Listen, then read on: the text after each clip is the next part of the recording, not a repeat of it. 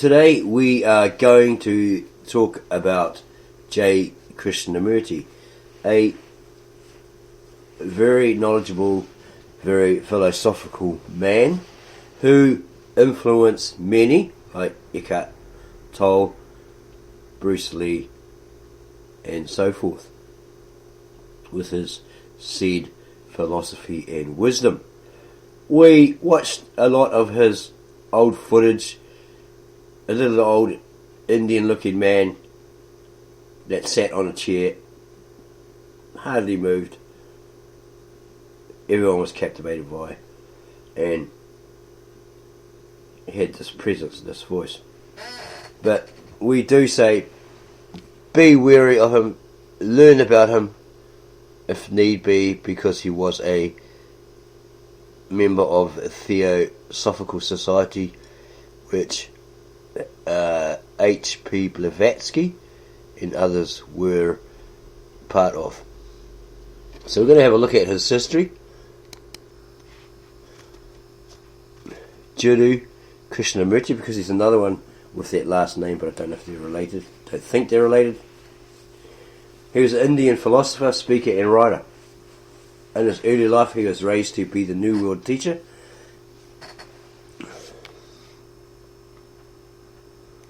In Theosophy, Maitreya, or Lord Maitreya, that's why you have to be careful of this, because somebody else claiming to be an ascended master or something like that, or others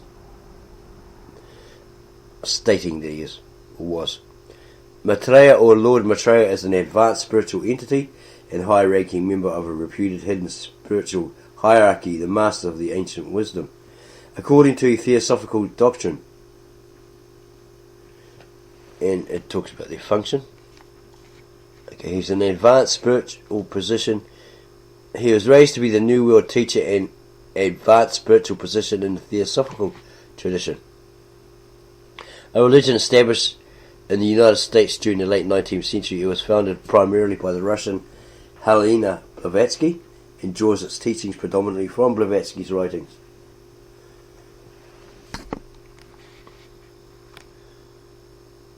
He was raised to be the New World teacher and advanced spiritual position in the Theosophical tradition, but later rejected this mantle and distanced himself from the related movement. He spent the rest of his life travelling the world, speaking to large and small groups, as well as individuals. He emphasised topics such as choiceless awareness, which is posited in philosophy, psychology, and spirituality to be the state of the unpremeditated, complete awareness of the present today, without preference, effort, or compulsion. It's popularized in the mid-20th century by Indians. Okay, so emphasize topics such as choiceless awareness, psychological inquiry, and freedom from the need for any religious, spiritual, or cultural authority. Krishnamurti wrote many books, among them The First and Last Freedom, The Only Revolution, and Krishnamurti's Notebook. Many of his talks and discussions have been published. His last public talk was in Madras, now known as Chennai, India, in January 1986, a month before his death at his home in Ojai, California. His supporters, working through non-profit foundations in India, Britain, and the United States, oversee several independent schools based on his views on education. They continue to transcribe and distribute his thousands of talks, group and individual discussions, and writings by use of a variety of media formats and languages. Family background and childhood. Date of birth of Krishnamurti is a matter of dispute. Mary Lutyens determines it to be 11 May 1895. She was a British author who is principally known for her biographical works on the philosopher Jiddu Krishnamurti. Date of birth for Krishnamurti is a matter of dispute. Mary Lutyens determines it to be 11th May 1985, but Christine Williams noted the unreliability of birth registrations in that period, and that statements claiming dates ranging from 4 May 1895 to 25 May 1896 exists. He used calculations based on a published horoscope to derive a date of 11 May 1895, but retains a measure of skepticism about it. His birthplace was the small town of Madanapalle in Madras Presidency, modern-day Chittor district in Andhra Pradesh. He was born in a Telugu-speaking Brahmin family. Brahma is a Varna as well as a caste within Hindu society. In the Vedic and post-Vedic Indian subcontinent, Brahmins were designated as a priestly class, serving as priests and spiritual teachers. The other three Varnas are the Kshatriya, Vaishya, etc. And more history. He was a sickly kid, vague and dreamy. He was often taken to be intellectually disabled and was beaten regularly at school by his teachers and at home by his father. In memoirs written when he was 18 years old, Krishnamurti described psychic experiences such as seeing his sister who had died in 1904 and his late mother. Even from his childhood, he had felt a bond with nature that was to stay with him for the rest of his life. Writing in his journal, Krishnamurti states he always had this strange lack of distance between himself and the trees, rivers, mountains. It wasn't cultivated. Krishnamurti's father retired at the end of 1907. He sought employment at the headquarters of the Theosophical Society at Narayanaya. He had been a Theosophist since 1882, and so forth. Krishnamurti was a vegetarian from birth, etc., etc. In April 1901, Krishnamurti first met Charles Webster Leadbetter, a member of the Theosophical Society, co-Freemasonry and author of the Occult Subjects. Yeah, so these people you've got to be kind of very aware of. He claimed clairvoyance. He claimed psychic ability to gain information about an object, person, location, or physical event through extrasensory perception. Any person who has claimed to have such an ability is said to be a clairvoyant. Leadbetter had noticed Krishnamurti on the Society's beach on the Ajah River and was amazed by the most wonderful aura he had ever seen, without a particle of selfishness in it. Ernest Wood, an adjutant of Leadbetter's at the time, it's probably like a office helper or business helper, who helped Krishnamurti with his homework, considered him to be particularly dim-witted. Leadbetter was convinced that the boy would become a spiritual teacher, and a great orator, the likely vehicle for the Lord Maitreya in Theosophical doctrine, an advanced spiritual entity periodically appearing on earth as a world teacher to guide the evolution of humankind. Yeah, that would be one of those ascended masters. In her biography of Krishnamurti, Pipul Jayakar quotes him speaking of that period in his life some 75 years later. The boy had always said, "I will do whatever you want." There was an element of subservience, obedience. The boy was vague, uncertain, woolly. What do they mean by woolly? Woolly-minded. He didn't seem to care what was happening. He was like a vessel with a large hole in it. Whatever was put in went through. Nothing remained. Krishnamurti himself described his state of mind as a young boy. No thought entered his mind. He was watching and listening and nothing else. Thought with its associations never arose. There was no image making. He often attempted to think, but no thought would come. Following his discovery by Leadbetter, Krishnamurti was nurtured by the Theosophical Society in Adyar. Leadbetter and a small number of trusted associates undertook the task of educating, protecting and generally preparing Krishnamurti as a vehicle of the expected world teacher. Krishnamurti, often later called Krishnaji, and his younger brother Nitya were privately tutored at the Theosophical compound in Madras and later exposed to an opulent life among a segment of European high society as they continued their education abroad. Despite his history of problems with schoolwork and concerns about his capacities and physical conditions, the 14-year-old Krishnamurti was able to speak and write competently in English within 6 months. Luton says that later in life Krishnamurti came to view his discovery as a life-saving event. When he was asked in later life what he thought would happen to him if he had not been discovered by Leadbetter, He unhesitatingly replied, "I would have died." During this time, Krishnamurti had developed a strong bond with Annie Besant and came to view her as a surrogate mother. His father, who had initially assented to Besant's legal guardianship,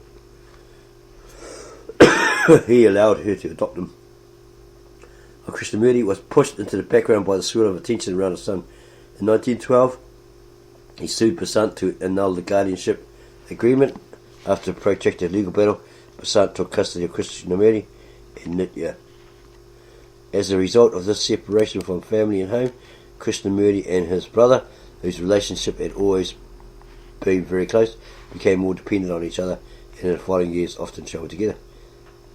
In 1911, the Theosophical Society established the Order of the Star in the East, OSE, to prepare the world for the expected appearance of the world teacher. Krishnamurti was named as its head, with senior Theosophists assigned various other positions. Membership was open to anybody who accepted the doctrine of the coming of the world teacher. Controversy soon erupted both within the Theosophical Society and outside it, in Hindu circles and the Indian press. Going up, Mary Luton's biographer says that there was a time when Krishnamurti believed that he was to become the world teacher after correct spiritual and secular guidance and education. Another biographer describes the daily program imposed on him by Leadbetter and his associates, which included rigorous exercise and sports, tutoring and a variety of school subjects, theosophical and religious lessons, yoga and meditation, as well as instruction in proper hygiene and in the ways of British society and culture. That's why he was so English and so gentlemanly, right? You ever see that guy slouch? He was sat up straight. At the same time, Leadbetter assumed the role of a guide in the parallel mystical instruction of Krishnamurti. The existence and progress of the instruction was at the time known only to a select few. And so forth.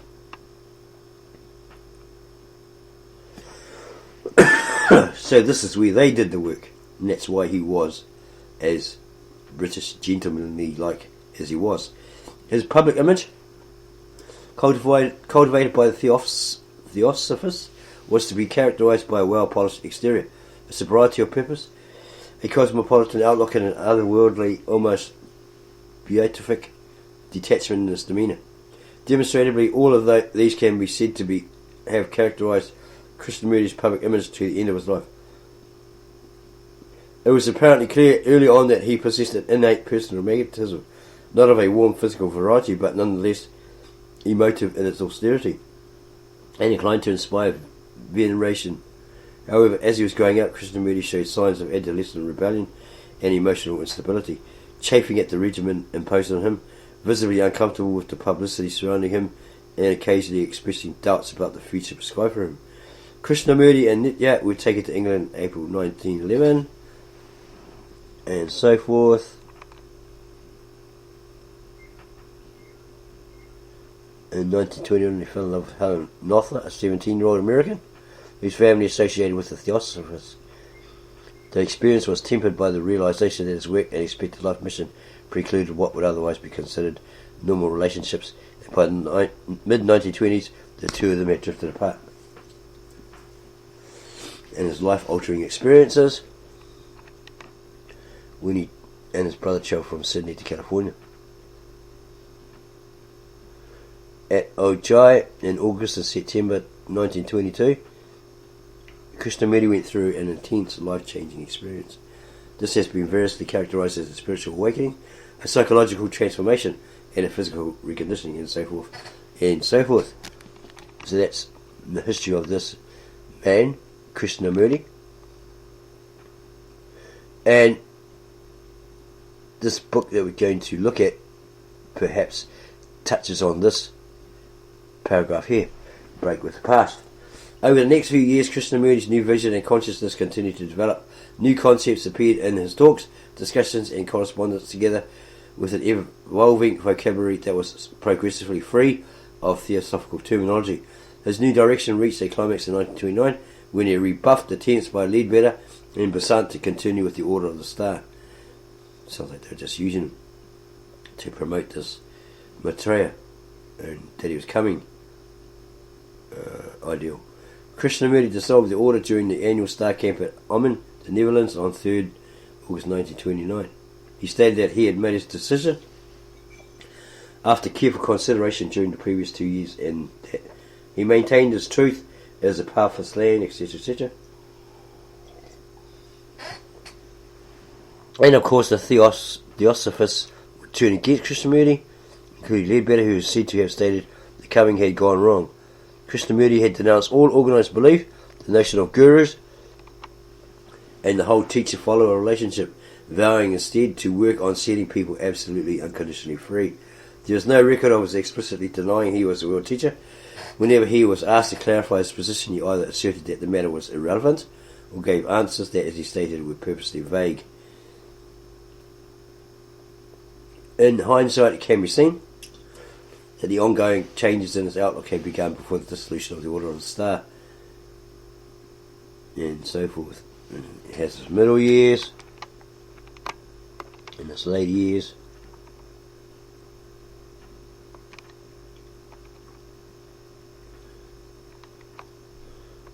There's many schools out there. There's many schools out there in remembrance of what he taught, his philosophy, etc.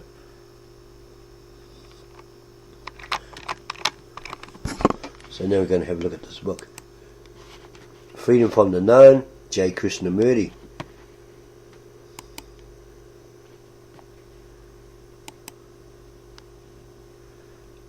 Edited by Mary Lutyens.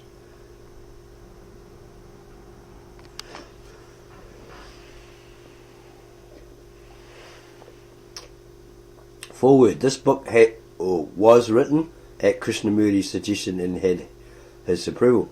The words have been chosen from a number of his talks in English, taped and previously unpublished, to audiences in various parts of the world.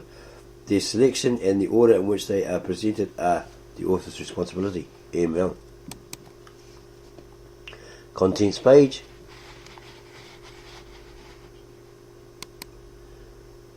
Continues. Chapter 1. Man has throughout the ages been seeking something beyond himself, beyond material welfare, something we call truth or God or reality, a timeless state, something that cannot be disturbed by circumstances, by thought or by human corruption. Man has always asked the question, what is it all about?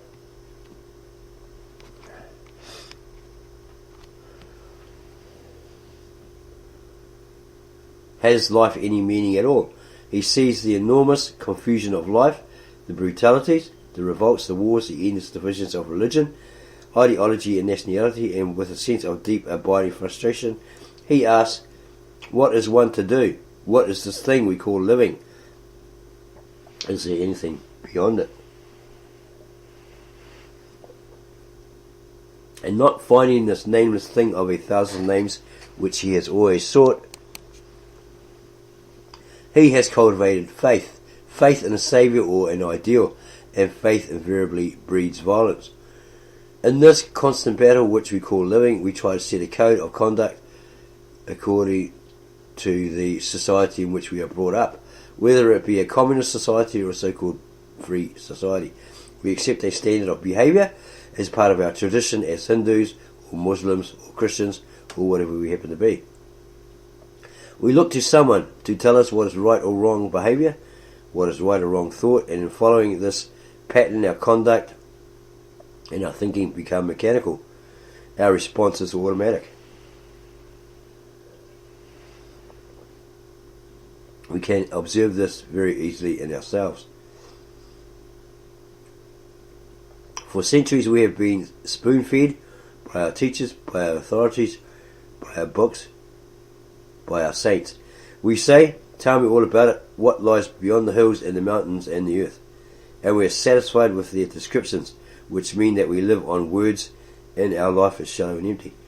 We are second-hand people. We have lived on what we have been told, either guided by our inclinations, our tendencies, or compelled to accept by circumstances and environment.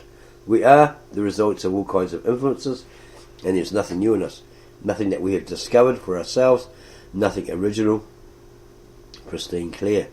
Throughout theological history, we have been assured by religious leaders that if we perform certain rituals, repeat certain prayers or mantras, conform to certain patterns, suppress our desires, control our thoughts, sublimate our passions, limit our appetites and refrain from sexual indulgence, we shall, after sufficient torture of the mind and body, find something beyond this little life.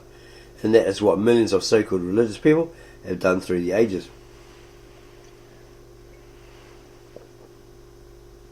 Either in isolation, going off into the desert or into the mountains, or a cave, or wandering from village to village with a begging bowl, or in a group, joining a monastery, forcing their minds to conform to an established pattern. But a tortured mind, a broken mind, a mind which wants to escape from all turmoil, which has denied the outer world and been made dull through discipline and conformity, such a mind, however long it seeks, will find only according to its own distortion. So to discover whether there actually is or is not something beyond this anxious, guilty, fearful, competitive existence, it seems to Krishnamurti, or this author, that one must have a completely different approach altogether.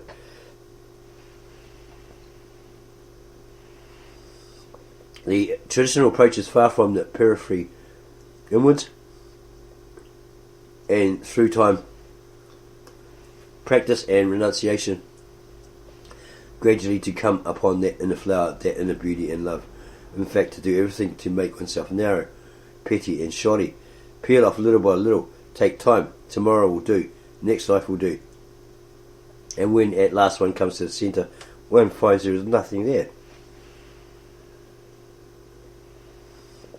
Because one's mind has been made incapable, dull and insensitive. Having observed this process, one asks oneself, is there not a different approach altogether? That is it not possible to explode from the centre? The world accepts and follows the traditional approach. The primary cause of disorder in ourselves is the seeking of reality promised by another. We mechanically follow somebody who will assure us a comfortable spiritual life. It is a most extraordinary thing that, although most of us are opposed to political tyranny and dictatorship, we inwardly accept the authority, the tyranny of another to twist our minds and our way of life. So if we completely reject, not intellectually but actually, all so-called spiritual authority, all ceremonies, rituals and dogmas, it means that we stand alone and are already in conflict with society. We cease to be respectable human beings. A respectable human being cannot possibly come near to that infinite, immeasurable reality. You have now started by denying something absolutely false, the traditional approach. But if you deny it as a reaction, you will have created another pattern in which you will be trapped. If you tell yourself intellectually that this denial is a very good idea, but do nothing about it, you cannot go any further. If you deny it, however, because you understand the stupidity and immaturity of it, if you reject it with tremendous intelligence, because you are free and not frightened, you will create a great disturbance in yourself and around you, but you will step out of the trap of respectability. Then you will find that you are no longer seeking. That is the first thing to learn, not to seek. When you seek, you are really only window shopping. The question of whether or not there is a God or truth or reality, or whatever you like to call it, can never be answered by books, by priests, philosophers or saviors.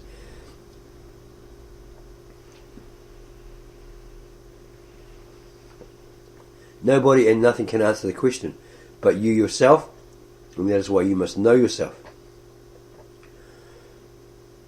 It's the ancient Egyptian saying, isn't it? You must know yourself. Immaturity lies only in total ignorance of self. To understand yourself is the beginning of wisdom. And what is yourself? The individual you? I, Krishnamurti, think there is a difference between the human being and the individual. The individual is a local entity, living in a particular country, belonging to a particular culture, particular society, particular religion. The human being is not a local entity. He is everywhere. If the individual merely acts in a particular corner of the vast field of life, then his action is totally unrelated to the whole. So one has to bear in mind that we are talking of the whole, not the part. Because in the greater the lesser is, but in the lesser the greater is not. The individual is a little conditioned, miserable, frustrated entity, satisfied with his little gods and his little traditions, whereas a human being is concerned with the total welfare, the total misery, and total confusion of the world.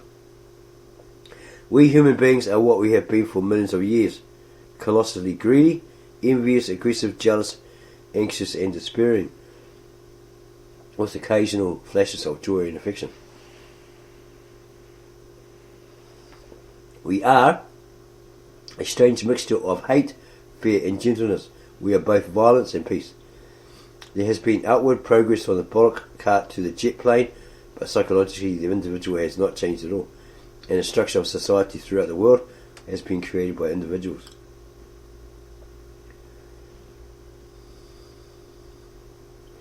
The outward social structure is the result of the inward psychological structure of our human relationships.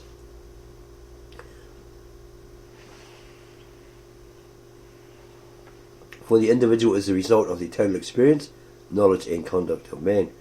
Each one of us is the storehouse of all the past. The individual is the human who is all mankind. The whole history of man is written in ourselves. Do observe what is actually taking place within yourself and outside yourself in the competitive culture in which you live, with its desires for power, position, prestige, name, success, and all the rest of it.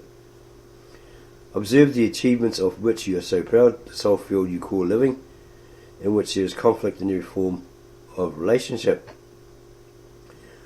breeding hatred, antagonism, brutality, and endless wars. This field, this life is all we know, and being unable to understand the enormous battle of existence, we are naturally afraid of it and find escape from it in all sorts of